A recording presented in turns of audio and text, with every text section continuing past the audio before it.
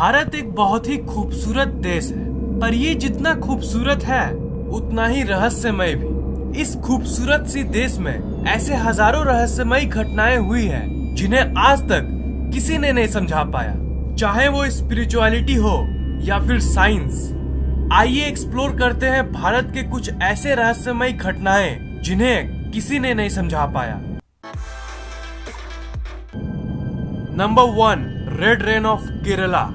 वो घटना इस दुनिया की सबसे रहस्यमयी घटनाओं में से एक है। इसे आज तक एक्सप्लेन नहीं किया जा सका और ये आज तक अनसुलझी पड़ी है। दिन था 5 जुलाई 2001, समय था दोपहर। लोग उस सुहाने दिन का मजा ले रहे थे, पर अचानक से बिजली कड़कना शुरू हो गई और एक ऐसी चीज शुरू हुई जिससे वहां के लोग आश्चर्यचकित हो गए, और वो थी बारिश। आप सोच रहे होंगे कि इसमें क्या खास बात है, पर वो कोई आम बारिश नहीं था, वो खून की बारिश थी। पर ये सब वहां के लोगों का मानना था। मैं आपको ये मानने पर मजबूर नहीं कर रहा हूँ कि वो खून की बारिश ही थी, पर चलिए थोड़ा साइंटिफिक और रियलिस्टिक बात करते हैं। उस दिन अचानक से जो बारिश शुरू हुई उसकी कलर लाल थी, और बस लाल ही नहीं, कई लोगों ने येलो, ग्रीन और काले रेन ड्रॉप्स को भी रिपोर्ट किया। पहले पहले तो साइंटिस्ट को लगा कि ये कोई खास घटना नहीं है, ये बस कुछ डस्ट यानी धूल के टुकड़े हैं जो पॉल्यूशन के चलते या फिर किसी मीटियोर यानी उल्का के चलते बारिश में मिल गई थी। साइंटिस्ट फिर उस रेन के सैंपल को एक लैब में ले गए और उन्होंने इलेक्ट्रॉन माइक्रोस्कोप के नीचे उसे स्टडी किया, और उन्होंने पाया कि ये किसी मीटियोर की पार्टिकल नहीं, बल्कि ये ऐसी पार्टिकल्स है जो जिंदा थी। जी हाँ, आपने सही सुना, वो जीवित पार्टिकल्स थी जिनके अंदर लाइफ था। साइंटिस्ट्स को वो रेड ब्लड सेल्स यानी आरसीबी जैसी लग रही थी, जिससे इंसानी खून बना है। ये सेल जैसी दिख रही थी। वो साइंटिस्ट कैसे पता करते कि ये सच में जिंदा है कि नहीं?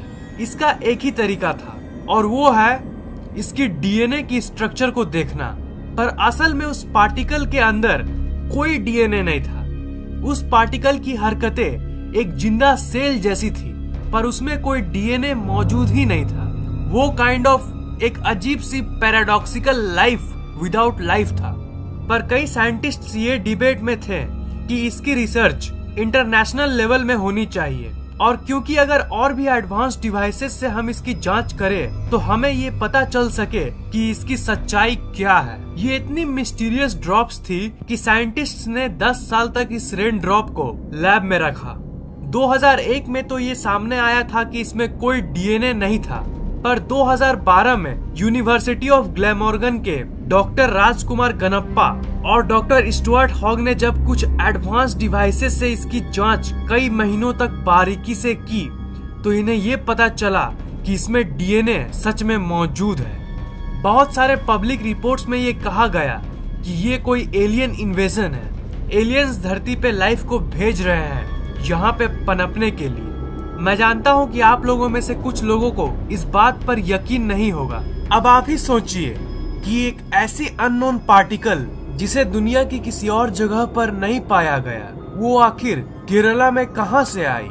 इसकी कोई एक्सप्लेनेशन मौजूद नहीं है। ऐसी चीजें तो हमारी नोन धरती के किसी और जगह पर तो कभी नहीं पाई गई। इसी सारे कंफ्यूजिंग फैक्ट्स के चलते आज तक साइंटिस्ट नहीं समझ पाए हैं कि उस समय आखिर ये लाल कलर की बारिश कैसे हुई थी। Number 2, sonic boom of Jodhpur. ये दिसंबर 2012 की वो घटना है जिसने सबको चौंका के रख दिया। दिन था 18 दिसंबर 2012, समय था सुबह के 11:25। जोधपुर के लोगों को एक तेज डेफनिंग आवाज सुनाई दी। वो साउंड किसी बहुत बड़े विस्फोट जैसी लग रही थी। साइंटिफिकली बात करें तो ये साउंड तब पैदा होती है जब कोई जेट प्लेन आवाज से ज्यादा गति से ट्रेवल करे, पर वो आवाज कुछ ज्यादा ही अजीब थी।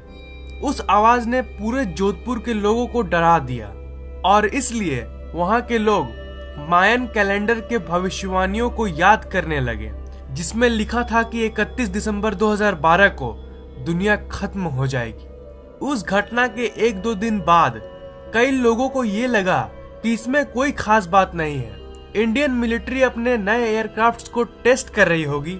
पर इसके बारे में जब आर्मी से पूछा गया तो उन्होंने कहा कि उस दिन उन लोगों ने किसी भी प्लेन की टेस्टिंग नहीं की और कुछ दिन बाद इस बात को उन्होंने पूरी तरह से कंफर्म कर दिया। इंफॉर्मेशन ये आई कि सोनिक बूम की टेस्टिंग शहर में करना बिल्कुल भी अलाउड नहीं है, और ये इसलिए क्योंकि उसकी एनर्जी बहुत ज्यादा होती है और अगर ये ज्यादा हो गई तो ये वहां के निवासियों के घर के कांच और खिड़कियां भी तोड़ सकती है। इसलिए मिलिट्री सोनिक प्लेन की टेस्टिंग वहीं करते हैं जहां लोग नहीं रहते। ऐसी घटना सिर्फ भारत में ही नहीं बल्कि पूरी दुनिया में कई जगहों पे हुई है, जैसे यूएसए, यूके और बहुत सारे जगहों पे।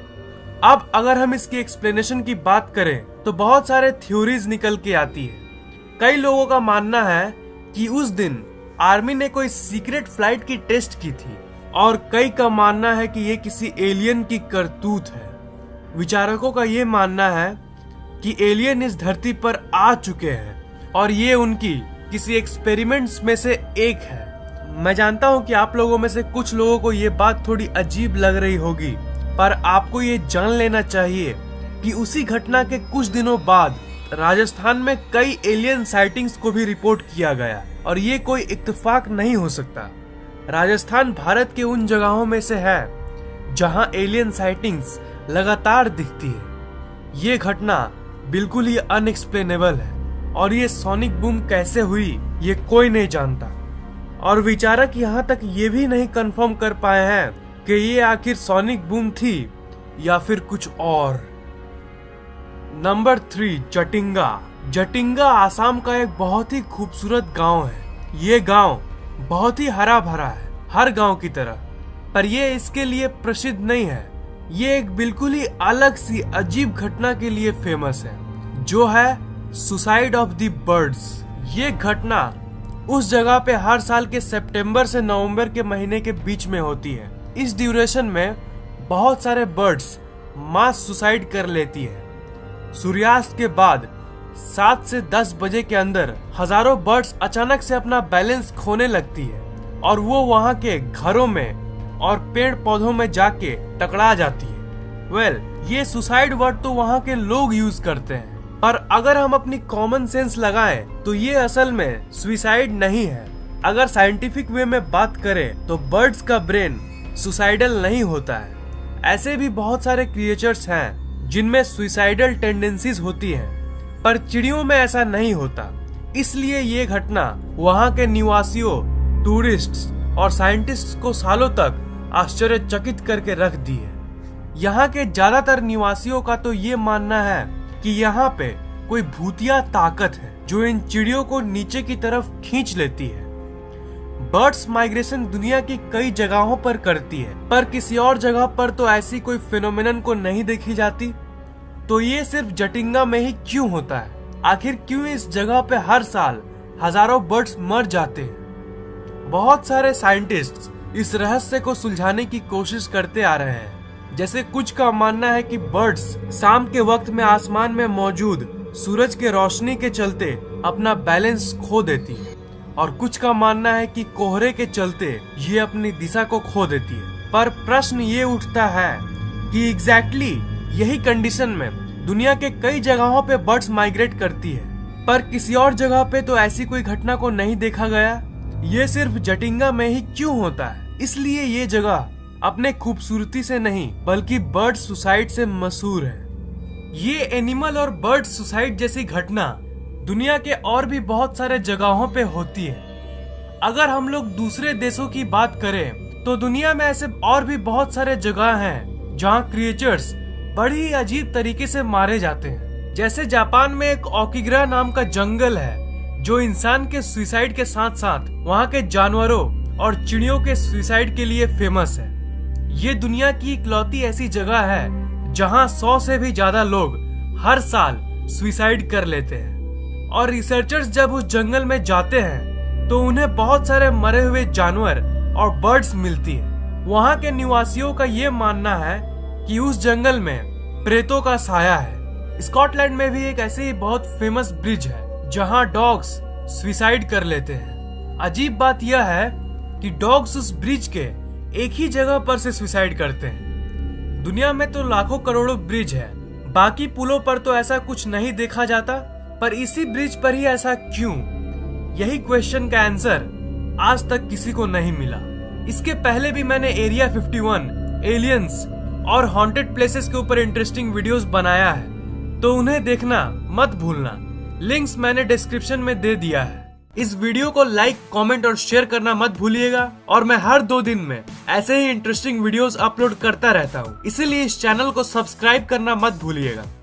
अगर आप सब्सक्राइब है तो सब्सक्राइब बटन के बगल वाले बेल आइकन पर क्लिक कीजिए और आपको मेरे वीडियोस एग्जैक्ट उसी वक्त मिल जाएंगे जब मैं उसे अपलोड करता हूँ।